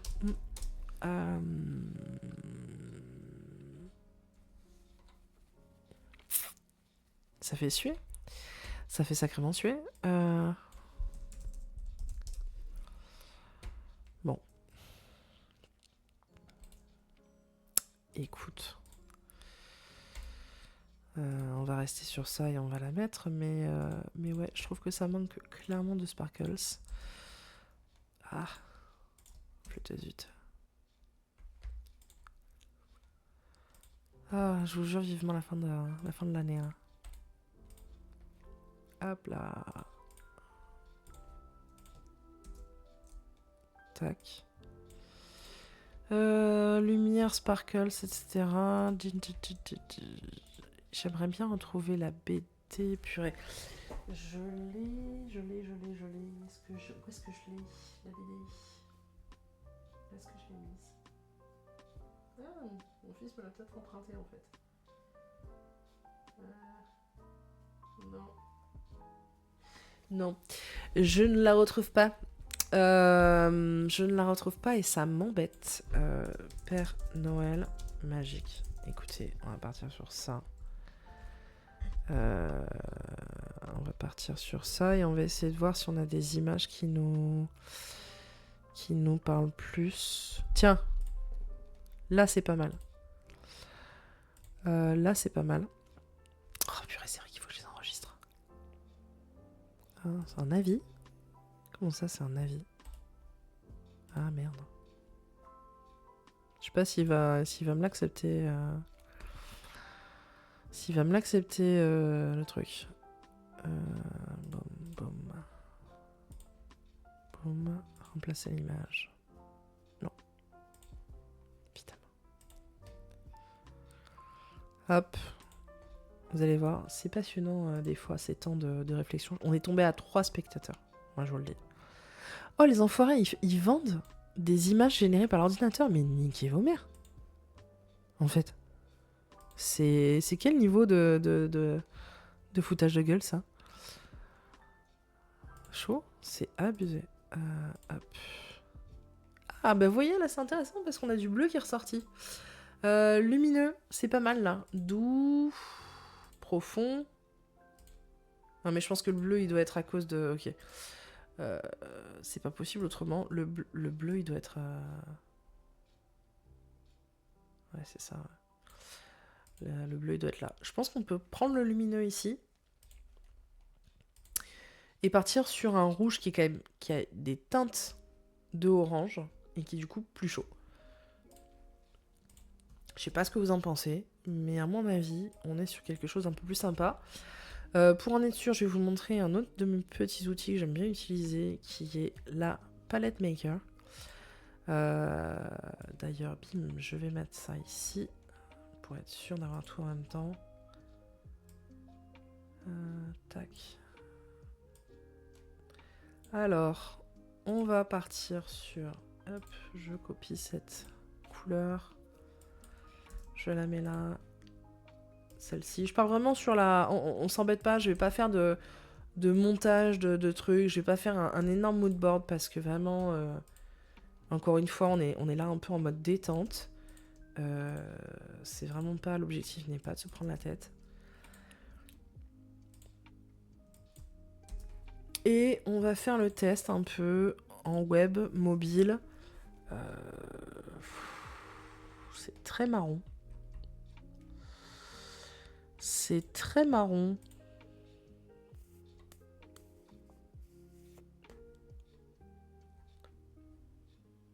Ouais.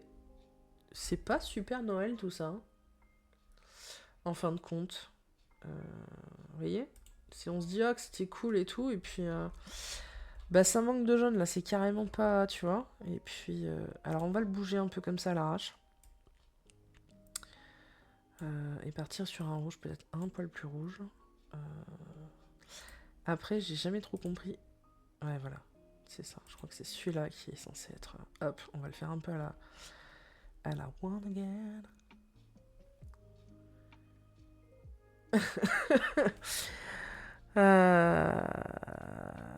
Tac, branding et logo. On va partir sur un rouge un peu foncé avec celui-ci.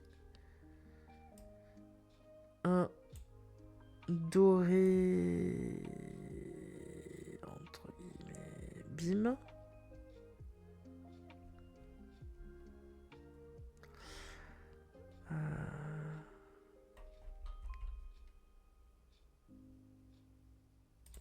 Et pour le coup, est-ce qu'on reste sur le noir ou est-ce qu'on part sur un vert? Enfin, un noir qui tire sur le vert ou un... Pour être sur des couleurs un peu plus...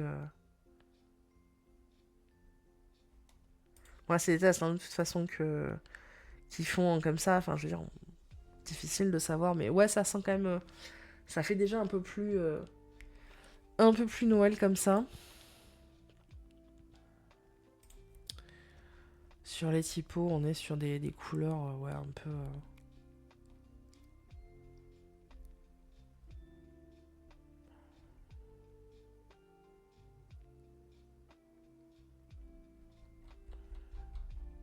Ce qui m'embête un peu, c'est que c'est quand même globalement très terne. Donc je sais pas si... Là, ça me plaît pas trop personnellement. Je vais exporter la palette, je vais rester sur ça en image. Ce sera très bien. Custom palette. Tu me la sors ici. Bim. Hop. J'aurais vraiment pas le temps de gérer la fonte. J'ai envie qu'on teste en direct les logos et tout. Il n'y a pas trop de couleurs. Mais en fait, c'est pas... Moi, quand je fais des palettes, objectivement, on se prend pas trop la tête. Hein. Qu'est-ce que je peux te montrer montrer un moodboard qui correspond un peu plus à ce qui a été fait. Hop. Pour une cliente. Voilà. Voilà, quand je suis pas en live, parce que c'est vraiment pas évident de montrer son travail comme ça. Mais ça, c'est un moodboard d'une cliente où tu vois, on est parti sur différents types de couleurs. Il y en a vraiment beaucoup là. Et derrière, ça donnait, tu vois, des choses avec des couleurs très très dominantes, d'autres qui l'étaient moins. Donc ça, c'était une première proposition test pour voir si ça fonctionnait. Là, elle part plutôt sur des trucs un peu comme ça. Donc plus lumineux aussi, mais tout ça, on était vraiment parti sur des idées comme ça, sachant qu'il y avait la newsletter du Louvre qui m'avait pas mal inspiré sur ce mélange comme ça entre la peinture et le truc, parce que la peinture était très importante dans ce moodboard là. Donc voilà, et tu peux le constater, effectivement, on a ici plusieurs... avec des tests, hein, vous retrouvez les trucs comme ça, toutes les couleurs comme ça, et en fait ces couleurs-là sont celles qui ont été utilisées derrière pour soutenir ici, quoi, tu vois. Sachant qu'ici, ce sont des images générées par IA, là et là, dans un style Renaissance aussi, pour faire un test par rapport à tout ça, quoi. Donc voilà. Après, ça dépend vraiment de... En général, tu as 3 couleurs principales, et puis après, d'autres vont être utilisées comme des couleurs pour rehausser, en fait. C'est ça qui est pratique, c'est que du coup, tu sais où t'en es de ce côté-là. ChatGPT, on va aller bosser sur DALL-E. On va aller bosser sur DALL-E. Alors. Hop. Alors, on part sur le Miro, je vais le mettre à droite parce que sinon je vais jamais m'en sortir, mesdames et messieurs. Hop. Alors c'est pénible parce que je vois mon retour, mais alors, pour avoir le retour... c'est chiant ça. Voilà. Ça y est, j'ai enfin le retour... Ah bah non, il me vient le retour de chat en 2 secondes, quoi. Pénible. Donc, salut Alan. Parce que j'appelle mon chat GPT Alan, en référence à Alan Turing. Je trouve ça plus drôle. Nous bossons sur la marque de du Père Noël. Il s'agit de Santa Claus qui vend les données acquises dans les lettres des enfants aux marketeurs. Ce qui lui permet de financer l'achat de jouets achetés en Chine pour les donner aux enfants. Son axe narratif principal et officiel est celui de remettre de la magie dans le monde réel, malgré le monde réel fait de noirceur, de cynisme et de considération matérielle. Parmi ces valeurs, on retrouve la confiance en pole position. Ça, c'était très important. Et on avait dit la magie et la générosité. Puis la magie et la générosité. Tac, nous recherchons actuellement à travailler le logo et la direction artistique de Santa, qui est un influenceur avant tout. Nous optons pour des couleurs chaudes, lumineuses, mais pro. Il s'agit de trouver un équilibre entre le symbolique et l'élitisme, la proximité avec l'appel à l'enfance et l'assurance d'un service sérieux et carré.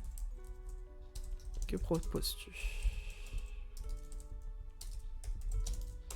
Oui, je tartine mes ChatGPT.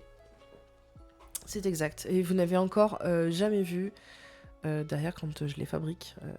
Vous seriez assez amusé de voir à quoi ressemble ma relation avec ChatGPT pour Storypunk. Alors, un rouge Santa, un or chaud métallisé, on est d'accord, un blanc pur argent et une touch of night pour représenter le sérieux et la cynisme du monde réel en contrepoint. Très bien.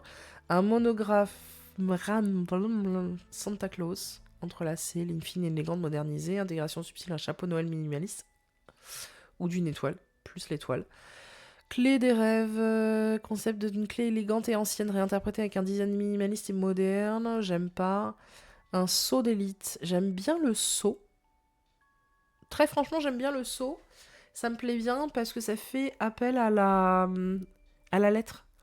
Et la lettre, dans le rapport que notre Santa a avec ses deux clients, elle est fondamentale en fait, parce que c'est par la lettre qu'il commence à créer les liens de confiance avec les enfants, mais c'est aussi les données de la lettre qu'il revend. Donc moi, je suis à fond. Par contre, je suis désolée, mais Playfair Display, c'est absolument pas une typographie élégante. La magie sous contrôle. Ça fait rêver. Les rêves pour aujourd'hui, des données pour demain. Oh, putain. Vos lettres méritent mieux qu'un spam. Ouais, non, c'est ça qui est cool, c'est que voilà. J'aime beaucoup l'idée du seau. Peux-tu la creuser et me faire des propositions de logo STP? Voilà, alors encore une fois, je le dis à chaque fois dans mes lives, je le dis à chaque fois avec tous mes clients, une IA ne remplace pas un expert. Donc là, je ne suis pas en train de vous dire que sous prétexte qu'on peut utiliser des IA pour faire des espèces de projections de logos, que ça veut dire que vous devez vous passer en fait de vos graphistes et directeurs artistiques. Ce n'est pas le cas, je ne le crois pas du tout. Et par contre, je trouve que c'est utile parce que ça nous permet tout de suite de valider des idées ou pas. Et là, en l'occurrence, merci d'épurer plus encore. Là, ça fait business school. Business school. Oui, je sais, on dit business school, mais bon, c'est bien de dire business school. Et académie. Alors que je voudrais plutôt un côté sous Châteauneuf du Pape, Casse-Dédi, à là où j'habite.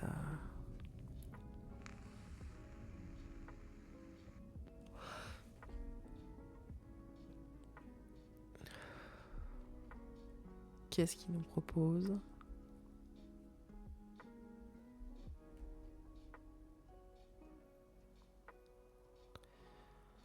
Plus épuré, mon pote, plus épuré.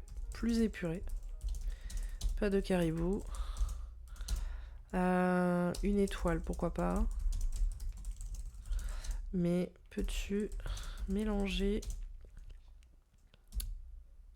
l'idée des lettres imbriquées et le saut? Vous voyez ce que je veux dire? Objectivement, là j'aurais donné un brief à peu près comme ça à un graphiste, il aurait compris, il m'aurait fait des propositions qui étaient beaucoup plus... voilà.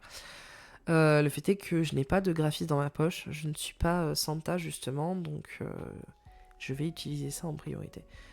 Si vous avez des idées de brief pour essayer d'affiner ça, il n'y a pas de souci. Deuxième proposition est pas mal. C'est pas si fou, mais la deuxième est pas mal. Simplifie, ça doit être un logo.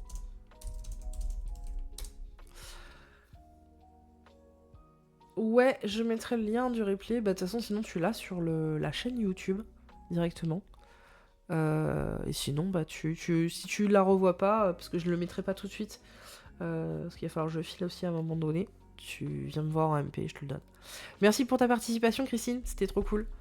Et puis, bah, passe une bonne soirée, à très vite. Il a du mal. Simplifie encore, te dis-je. Épure. Épure encore. Enlève carrément les termes Santa Claus du logo. A plus. Je pourrais utiliser le principe de... Comment on appelle ça, de zoning, comme ça, vous pouvoir lui demander de changer ces trucs-là, mais flemme un peu. Hop, je vais ajouter ça tranquille. Oh, fuck. Putain, c'est chiant ça. Quand il en génère une, après, il a du mal à... Et voilà.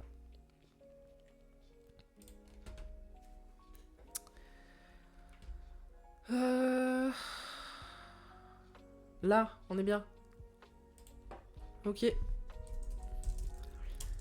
Et version logo moderne.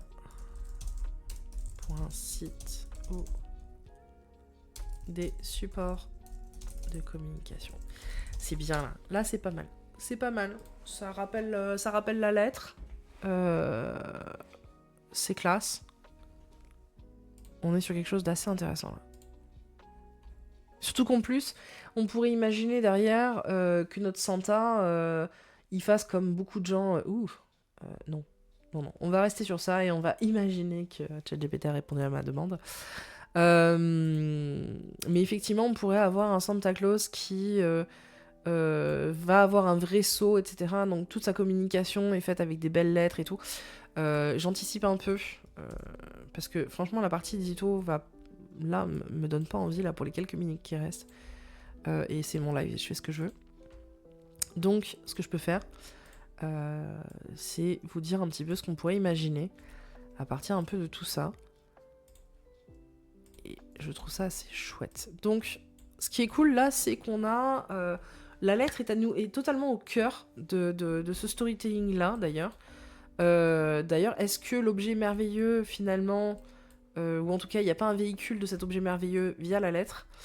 Lettre. Père Noël. Hop. Parce que moi, je travaille beaucoup avec le visuel. Est-ce que, justement, on ne pourrait pas imaginer toute une série de communications là-dessus? Le mec aurait un site comme ça avec justement... comment on appelle ça, tu vois, avec vraiment une belle page de contact, où derrière, bah, tu peux faire une lettre virtuelle, etc., avec une vraie expérience UX derrière dessus. Tu reçois une réponse qui est manuscrite avec le sceau de Santa Claus qui est aussi son logo. Chaque fois qu'il t'envoie un cadeau, donc on rappelle, hein, on est sur un Santa Claus qui fait du dropshipping.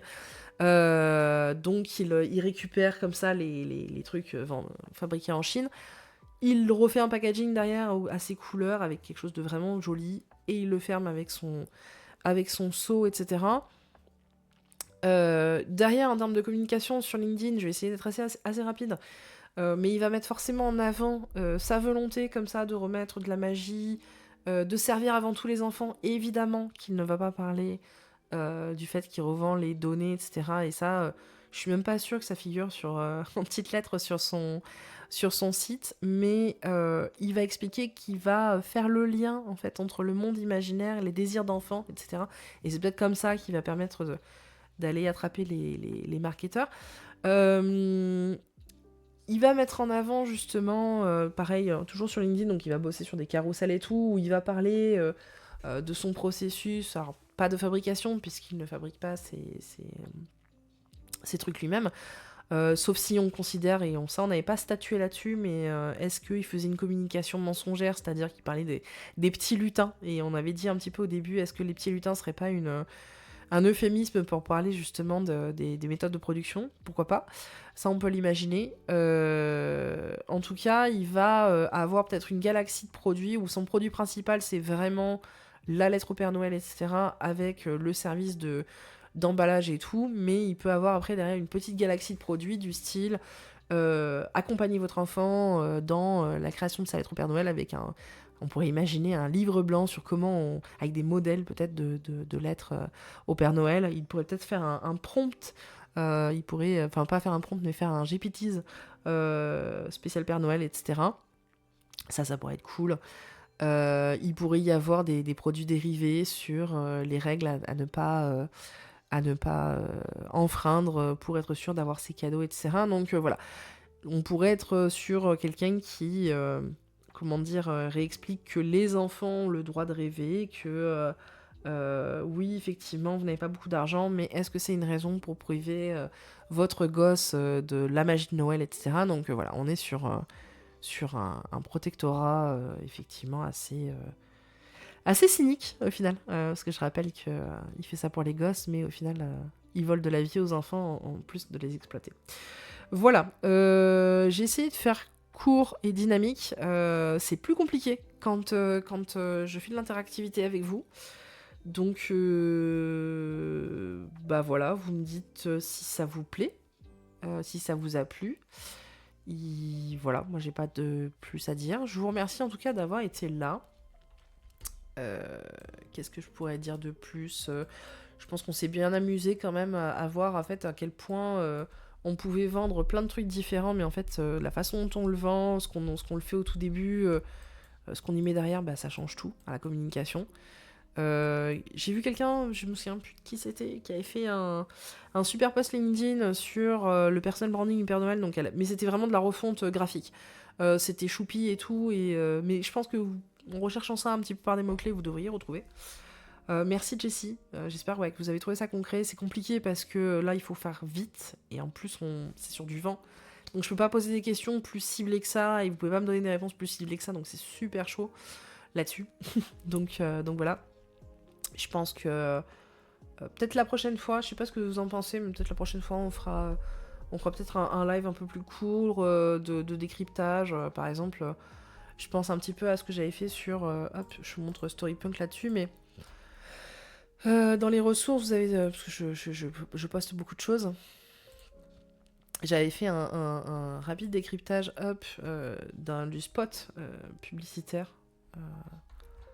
Voilà, de Disney et pourquoi ça fonctionnait, etc. Mais peut-être qu'on pourra peut-être qu'on pourra s'imaginer des petits trucs comme ça d'un quart d'heure, voilà, où je vous décrypte pourquoi ça fonctionne, à quoi ça fait appel, etc. Je sais pas.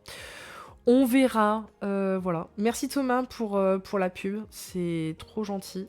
Et merci pour votre présence, pour votre participation, c'était cool. On se reverra peut-être sur la newsletter, donc newsletter Substack sur Storypunk, mais vous avez toutes les infos sur Storypunk Me, encore une fois.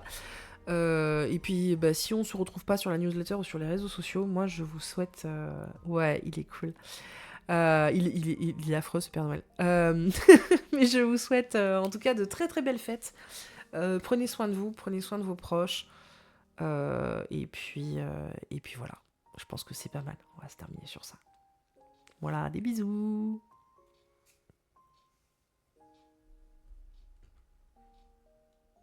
A few moments later.